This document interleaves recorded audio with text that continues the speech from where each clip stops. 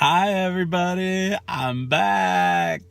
All right, this is Dr. Beard from shrinkonwire.com. Pardon my long departure. It's been a while. As you can tell by, maybe you can tell by the trees outside, it's now the dead of winter.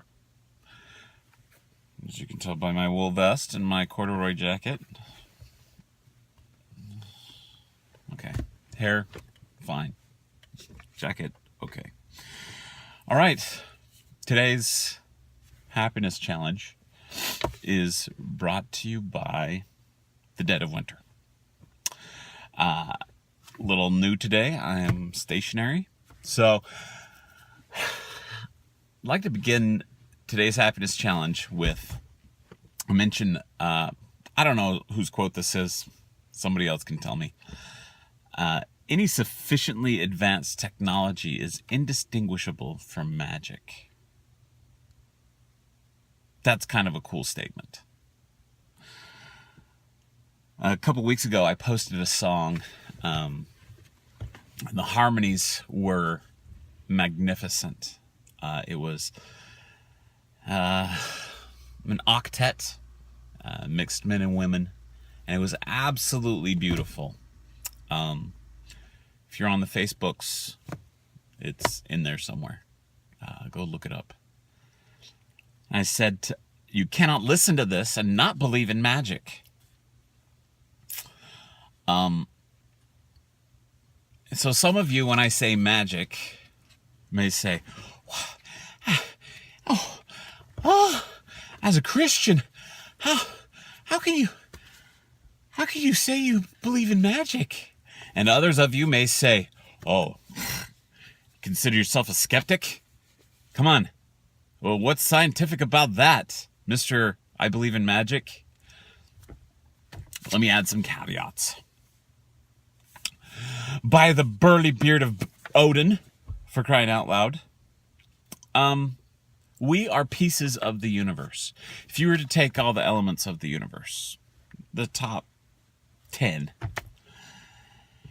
by sheer mass in the universe, the content of our bodies maps that very, very closely.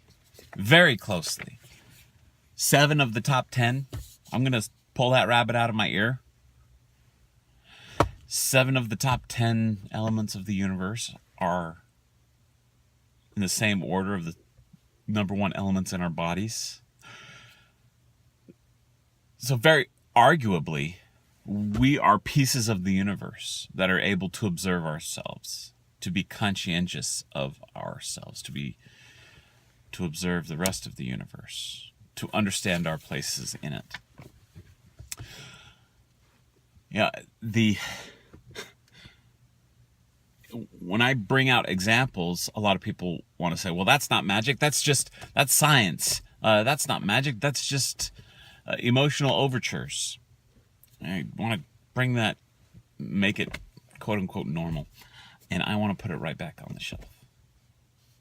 That it is no less magic to look at the moon and say, let's go there. What are those specks in the night sky? Not specks. They're giant suns, millions of light years away, or hundreds of light years away. But we've harnessed the power of fission and fusion. That's kind of impressive. We say, oh, when we push these 2 elements together, there's a nuclear chain reaction. Wow. We've weaponized it, but it doesn't make it any less impactful, I think. Come on, guy on the motorcycle. I'm recording a video here. Actually, he's a nice guy. Just with a really loud vehicle. I'd never say it to his face because I'm a chicken. Anyway, we've created silicon brains. This device that I'm talking into is going to project this years into the future on 2 or 3 computer devices over its lifetime. Okay, that's not that impressive. But these little devices, I can access essentially the world's compilation of knowledge. I want to know how to repair a fender on a Mercedes-Benz. That's not my vehicle, by the way. It's the vehicle in front of me. That's where I stole the idea from. I can probably pull up a video on YouTube. That is magic. We see a bird fly and we say, oh, I want to do that. Not just now, but decades ago. Wow.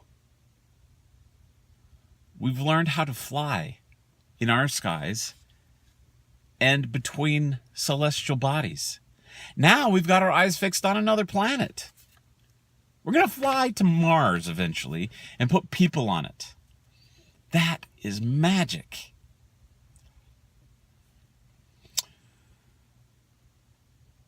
For me, music is magical.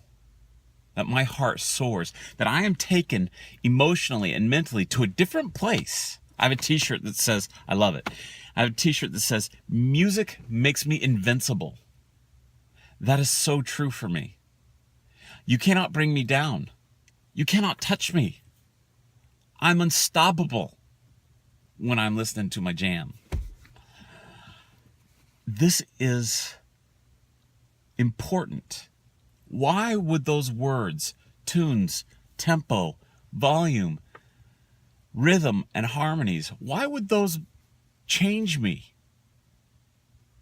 They bend my consciousness towards something higher, something greater. That to me is magic. To hear a child's prayer. One of my favorite forms of magic is math. It's like mathematicians are wizards. They can say, cover up my weird neck fur. They can say, if I have enough details about any event, I can calculate them, add them up, push them through my algorithms, and predict outcomes reliably, accurately. That's prophecy.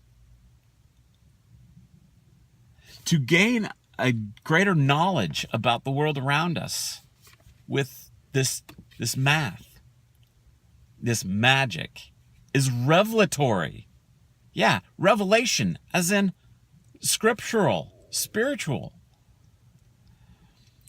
Today's happiness challenge is magic. To see it, to seek it, to create it in your life. Today. It is wonderment. It is to stare into the face of something that you may take for granted. And I drove to work, probably going a little too fast. I drove to work over the span of 75 some odd miles in the span of an hour and a half. That is magic. Guys, thank you so much for your time. I would like to close with a theorem that my dad said often. This is what he taught us, his children, when we were growing up. That the truth of science and the truth of God are the same thing. Truth is truth, no matter what title you put on it. And the fact that scientific truth and godly truth are not the same is because there's a deficit in our knowledge of that truth in science or regarding God or anything else magical. Truth is magic. Go embrace someone with with whom you have a magical relationship. See in their eye their consciousness, their awareness, their goodness.